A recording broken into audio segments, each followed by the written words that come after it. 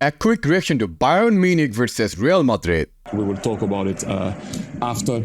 As you said, Real Madrid finds a way to stay in games, to be in a situation where they were struggling at the beginning of the game. They go 1-0 up, 2-1 down. They don't panic. They know they would have an opportunity, and they had one. And we'll talk about it, Jamie. I know you're going to talk about the way Bayern defended at times. We'll. So first of all, I do agree with Henry's point. But one thing I'll say, today's result is not the best result for Real Madrid. But it's not also super bad result. 2-2 at Bayern's home is not bad for me. Because if you think about what would be an ideal result for Real Madrid, despite of the scoreline, a win, right? A win at their home would be best choice. But sometimes, what do you expect? It doesn't happen. So we have to be content with 2-2. Because next leg we're playing at home. So that will be advantageous for us. Do that later, but when you actually look at the stats here, I mean, Bayern are on top in every metric except the goal. Here we go. Again, I have to respectfully disagree with Jamie Carragher. He said Bayern is far better in almost every matrix. I just don't see the same way. For example, look at the possession actually. Here the possession is a little bit different than the real possession, which I'll show you in the screen. First of all, Bayern had 52% possession. Real had 48% possession. Is there any significant difference? That's almost like 50-50, right? Then you talk about shots, total shots. I think Bayern had 14 shots. Real had 10 shots. Again, is there any significant difference? Then you talk about shots on target. Bayern had 5. Real had 4. Any difference? Any significant difference? It's like almost equal, you can say, right? And the most important stat from the game, which does matter, is big chance creation, which Real had 3, Bayern had 3. So almost no difference. If you just talk about first 20 minutes, yes, Bayern were far better. But if you take consideration of overall match together, I think it was almost 50-50 match. Michah talked about the fact that you were interested in seeing how Bayern would approach the game. What did you make of how they did approach the game? And like Michah said, the tactical change by Thomas Tuchel. I thought it was brilliant the way they wanted to have the wingers inside, having Sané almost as a 10 position on the left and on the other side, having Musiala as a 10 position on the right, trying to attract them with the fullback and go back straight inside. They cut them at the beginning. They just didn't finish. The position also of Müller, same position he took against Lazio, in between the left centre back and the left back, to make sure that they were not going to come and have an impact on the position of the 2 10s. And then they switch it in the second half, having the wingers iron wide, Guerrero playing as a 10 inside, to make sure they were going to isolate those guys, but this time in an inverted manner. The lefty on the right player, right-footed player, on the left. So going to this match, one thing is pretty known that Tuchel is a tactician, right? He will change a little bit tactics and he will change based on the game. And he exactly did that, as Henry pointed out. So I'm not going to point out those things. One thing I said, and his change was successful because some of our players had some mistakes today. For example, Mendy, that goal we considered Sané's goal. I don't know why Mendy did that. Like, it should not be a goal. If Mendy would be defending well. And second, our right back, like Lucas Vázquez, we have full respect for who is Lucas Vázquez, right? He's been in this club for a long time, but he's not a traditional right back. So we can even blame him. But again, that's our weakness, right? Going to this match. So that's why all the changes that Tuchel made worked out. I'm going to my lane. Yeah. Oh, the lane. Go back to your lane. What the lane tomorrow? I tell you who else needs to go back to their lane. Oh. Kim, the defender. Yeah. For Bayern Munich. The reason Bayern Munich have beat Arsenal is because Arsenal had a defender in the first leg, Kivior, who was not at the level. And he cost them. He cost Arsenal in that first leg.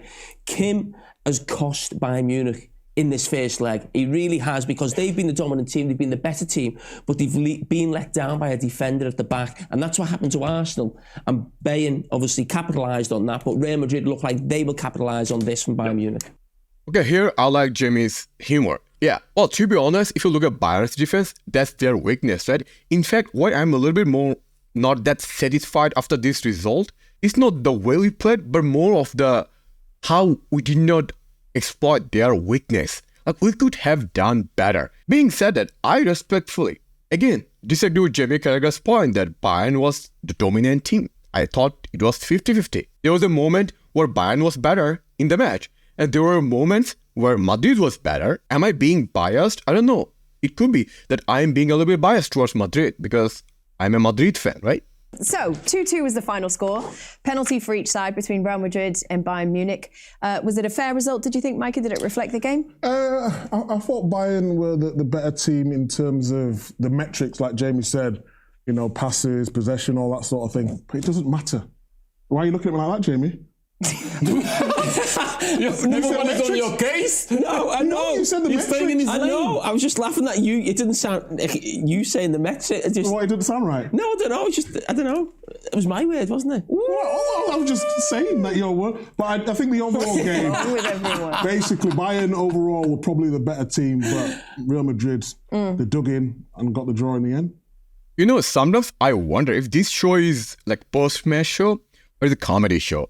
So going into the second leg, because obviously I think we already generally thought, when you're thinking of the tie across the two legs, you thought of Real Madrid as the favourites. Has anything changed? No, I think that'll really hurt Bayern Munich tonight, psychologically, because they were the better team and they played really well and they still didn't win at home.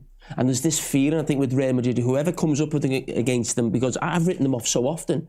Champions League final against Liverpool, I couldn't see how they beat Liverpool, but they beat them. Beating Manchester City in the last round a couple of years ago, beating Manchester City, and you're scratching your head thinking, how's it happened? But they've done it again in terms of getting a result here. I would say all the second leg goals, but I think for Bayern Munich to play so well as they did and still not win the game, I mean, I don't know how sort of, psychologically they'll be able to believe they can go to sort of the Bernabeu and get through. You agree? I think the only stats Jamie cares is possession. If you have a better possession, he thinks you are the better team and you're the dominant team. But it doesn't work that way. Again, I'm not wasting my time to dispute his points. With that, Thierry? Yeah, but I mean, we go back to the same thing. I said it the other day. Doesn't matter who ran the most, who had the most chances, who had the most possession. With Madrid, it's about taking your chances. And yes, again, we're going to talk. It's pretty obvious. You don't take your chances. You don't do much with what you have when you're on the ball. And that's up to you. Madrid will. We can take the Leipzig game, and you look at it and you're like, how Seško didn't score 3, how Openda didn't score 3 in Madrid. You take the Man City game, you're like, oh, they didn't touch the ball. Well, they scored 4 goals though. 3 there and 1. And so again today, 2. Yes, you can say if Leroy, there's a lot of ifs at the end of the day. When it comes to Madrid, there's a lot of if all the time. I've been in that situation. You're like, okay, you play against a big team, you have them, you don't. You don't. They execute stuff. That's what they do. That's why you have 14 obviously Champions Leagues. So to prove Henry's points, because one of the pundits I have the full respect in football, right? He's one of the calm and composed pundits who doesn't talk much BS like most of the other pundits in this show. What I have to say this, like in physics, we have a lot of laws, like we say laws of physics. And there are a lot of events in our natural events cannot be explained by physics law. Same analogy can be used to explain Real Madrid. There are a lot of football rules, laws that does exist, right? However, those rules, laws cannot explain Real Madrid's success in football. Because this team has different dimension when it comes to Champions League. For example, despite being down, 2 down, have you seen the body language of our players? They're like, oh, it's another day. We'll be back. And they did it. Their thoughts. What did you think, gents? Well, do you know, it's amazing when you watch a game on TV and then you watch it live, how different you see the game. So what I'm hearing here is the studio actually thought Bayern Munich played really, really well. I don't think they did. I think they were very slow in the first half. They made some tactical changes, yes, and it was a little bit better in the second half, but weren't really threatening anything. And we were sat there talking about, well, they're up against Real Madrid. They will hit them back. And being 2-1 up, they should be a bit disappointed. Defender Kim on the first goal, I don't know what Kim's doing. I don't know why he's giving that penalty away. They could have won, but they didn't play well. Do you think they played?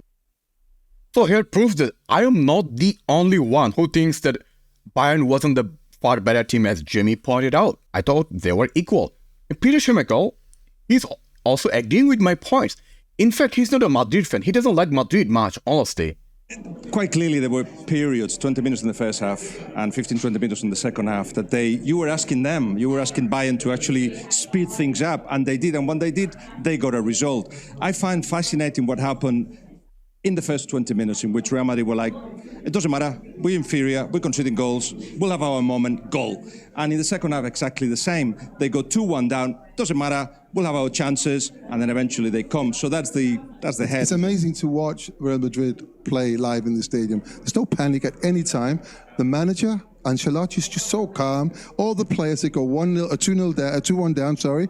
And it's just calm. There's no panic. They just get along with. And you always sit there with a sense of them striking back. And of course they did again today. Again, if you just talk about first 20 minutes, like I was scratching my head. I'm like, what's going on?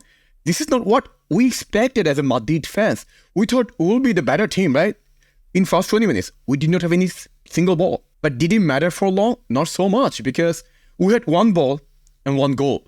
In the pre-game, when you talked about Bellingham versus Musiala and that head-to-head, who did you think got the better of it? I would say just Musiala. First of all, I think this question is not fair because they are not same type of player, right? They are playing different positions, different roles. However, if I have to answer this question today, like who are the better player today? It's easy. Musiala was a better player today. That's simple as that. In fact, I would argue that Musiala was one of the best players today. I absolutely love him. I think he's, honestly, I love watching him play. I love watching him play for the national team. And I probably enjoy watching him play more than I'd watch Jude Bellingham. And because Jude Bellingham is he's powerful, his charisma, his aura, everything about him. But what we see Musiala do is... So I would also say this. If you have to choose which player you enjoy watching more, is it Musiala or Bellingham? For me, Musiala is one of the funnest players to watch right now. What he does with the feet, that's insane. That's incredible. Not many players can dribble the way he does. Being said that, let's tackle Jude Bellingham's performance. I say it could be one of the worst performances by Jude Bellingham. But it's not because he suddenly became really bad. It's because you have to look a little bit more into details. If you look at Jude Bellingham's best performance this season with Real Madrid, which player and which position he played, like today, if you look at our positioning of the players, Rodrigo in the left and Vini in the top and Bellingham with them, right? Whenever you look at Jude's best performance, that wasn't the case. Whenever you see Jude's best performance, it was Vini in the left and Jude behind him and Rodrigo on the right. So because Rodrigo was playing the left and affecting Jude Bellingham's positioning, as a result, he did not impact the game the way it was supposed to be. Because the only thing he was doing today, running and defending. But attacking-wise, he did not do much. And because of that tactical difference. I might want to come to ask for the ball. And that's exactly what Vinicius Jr. is going to do, because he's going to see, if you play it, that Toni Kroos now not going to have anyone on him. So you can play it. That is it. And at that particular moment, boom, there is a little connection. That might be more than a connection. But when you have two guys that are clever, very clever, and know what's happening, you're going to get punished, and Vinicius Jr. finished that ever so well. But I know, Jamie, you want to talk about the defensive part of that goal and how Bayern should have done better. So my 2 cents on this goal, Vini's positioning was really good. Like, Vini made their defender out of place. That was first important point for this goal. Second, Kroos visionary pass. Look at, he was pointing out with hand, hey, here. This is where I'm going to pass. He's looking for that empty space so Vini can run. And Vini had composed finish. That's a beautiful finish. Unbelievable. Wow. Unbelievable. You'd see players do that in training, but I mean, to do that in the Champions League semi-final, unbelievable.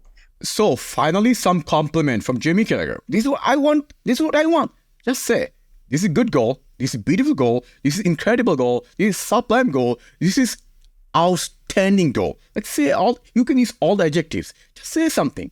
Now let's discuss some of the tactical points. Handy pointed out that Tuchel made some tactical change in the game, and he also had some tactics before the game. As Henry said, Tuchel has some tactics from Leipzig game. He saw what are our weakness, and he exploited those weaknesses. Lucky enough, we did not concede from many of those mistakes. Another example that Tuchel did homework for Real Madrid's gameplay. Like a few times when we were attacking from left side or right side, you know that there's this style how Real Madrid attacks, that they were blocking those passes. Not many teams do that. So that was only possible because Tuchel did homework against our team. Now, the biggest tactical mistake today for me was playing Rodrigo on the left. Like it's the same lineup formation against City, right? Same tactics.